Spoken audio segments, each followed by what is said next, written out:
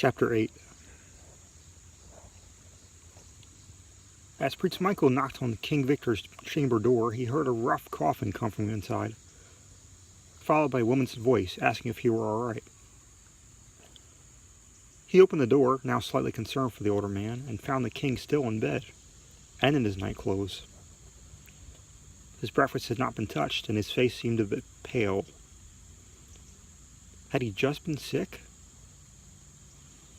The king was startled when the door was opened, but smiled faintly, despite being nauseated. "Prince Michael, good to see you again, and how did you enjoy last night's festivities?" He was still slightly under the influence of the alcohol he had devoured the night before. It went as well as could be expected. He cautiously approached the king, wearing a smile of his own. "And yourself? Did you enjoy watching Princess Bailey and myself dancing?" "Yes, quite so. The first on the floor. You make a fine couple." His smile grew, but the color was still gone from his face. Was the alcohol the only thing bothering him, or was there something else he wasn't telling him about? "I'm glad you feel that way, Your Majesty, as I want to ask you something quite serious." He hoped the old fool was sober enough to make this decision. The king's smile returned to an expression of concern. "Well, what is it, boy? Spit it out." He chose to ignore the king's tone, as the older man had far outranked him.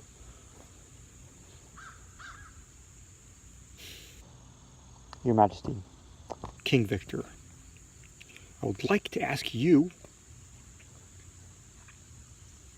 for Princess Bailey's hand in marriage." His smile returned. "An excellent idea. She would make any king a lovely queen."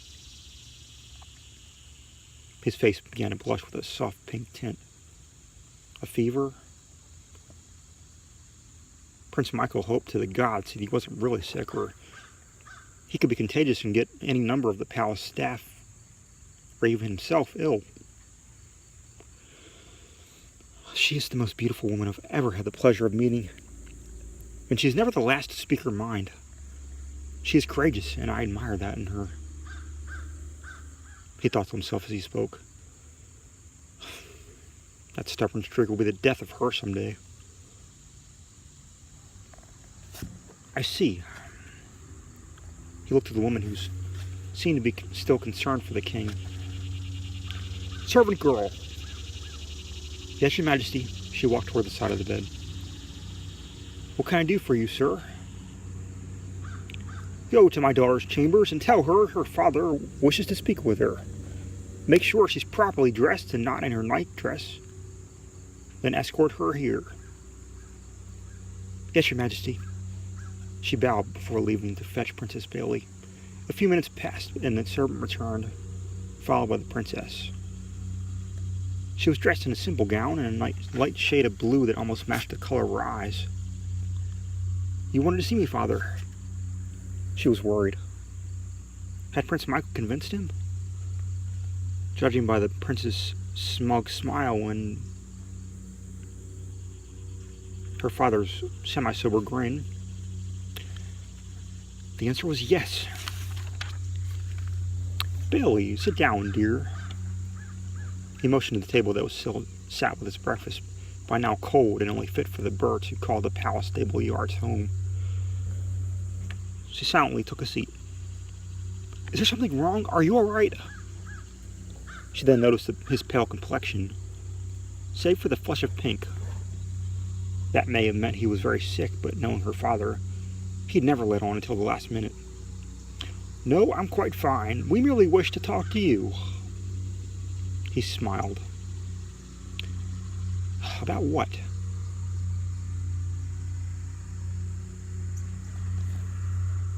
She had a sick feeling that she knew exactly what.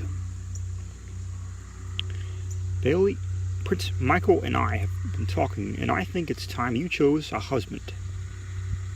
He motioned toward the prince.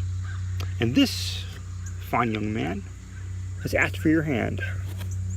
Personally, I think you would make an excellent couple, and if you two were to marry, it would unite our two kingdoms together forever. While I agree that Prince Michael may be a great suitor, I do not think he is right for me. She faced the prince, whose expression fell into the scowl. As I've told him a few times now... Now, Bailey, you're just being stubborn, the king glared at her. Your mother and I were arranged to be married, and we grew to love each other, as you and your sister Rose both know. Yes, I know, but that doesn't mean... Enough of this! King Victor roared, growing impatient with his daughter as he finally began to sober up. You will marry Prince Michael, and that is final. No, I will not. You can't force me to marry someone I do not love. Her eyes were icier towards her father than they ever were toward the prince, but seemed to also burn with rage at being forced into this with no other choice. Bailey Victoria Cathart, you will not speak to me in that tone. You will show respect, he demanded. I will show you respect when you do me the same kindness. She rose from her seat and walked toward the door, but was cut off by Prince Michael. Let me pass. She looked up to his face. Not until you listen to us, you stubborn girl. His eyes met hers. The king insists his daughter be married to a man of high status. What higher status than a prince? He seemed very serious and not just trying to get his own way now. She was silently furious toward both of them. The prince for going over her head and coaxing him into this madness, and him for letting this wolf have his eldest daughter. Bailey, I promise you on my soul that you will in time love Prince Michael as your mother grew to love me. King Victor tried to reassure his seething daughter. The room was silent for an agonizingly long while before Princess Bailey's eyes met the prince's violet irises. Do you swear on your parents' grave that you will treat me with the respect a queen deserves, and you will in no way abuse me or allow harm to come to me? She waited for an answer. Yes, I do. I swear on all that anyone holds holy that I will treat you like you will be, my queen, and most of all, my wife. She didn't believe he was telling the truth, but it was an answer. All right, then. She still did not smile as her gaze moved towards her father. Father, you will have a new son-in-law. Defeat was in her voice. Now, may I be excused? I have certain things to attend to. Not waiting for a response, she pushed past the prince and walked through the doorway into the hall. She made her way back to her room, shutting the door behind her before sitting on the edge of the bed and burying her face in her hands, sobbing softly. She had just given up her freedom to a man who would only use her for an ornament on his bed. She wiped her face with the back of her hand. There was a knock on the door. She answered in a cracking voice. I'm busy at the moment. She cleared her voice and spoke more clearly. Please come back later. The door opened slightly. The person on the other side either not hearing her or perhaps ignoring her, as everyone else seemed to be doing lately. I said come back later. Her voice... She raised her voice, but still the person, Eliza, entered the room. I beg your forgiveness, princess, but we saw you. Were on the verge of tears when you came in, and I was afraid the prince might have... The prince, indeed. The prince of selfishness, self-gratitude, and self-righteousness. A new wave of tears flowed down her face as Eliza approached her. Your Highness, please calm down.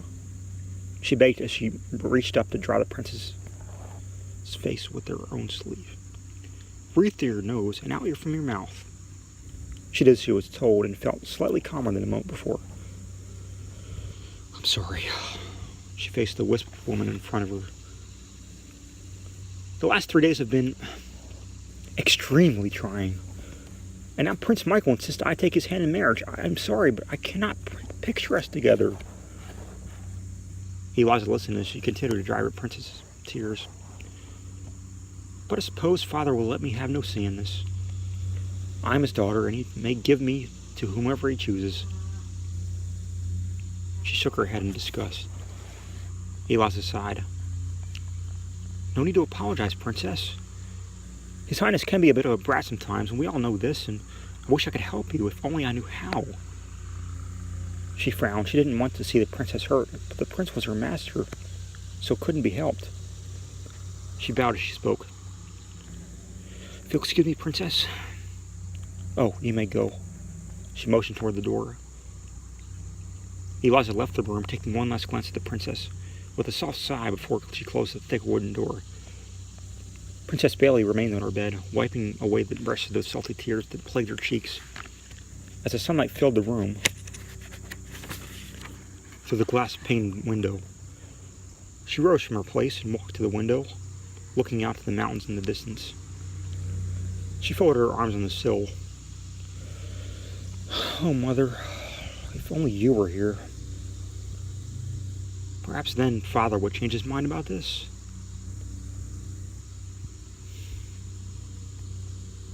She rested her head on her hands, closing her eyes for a moment. After a while, she left the window and lay on the bed as more silent sobs escaped her.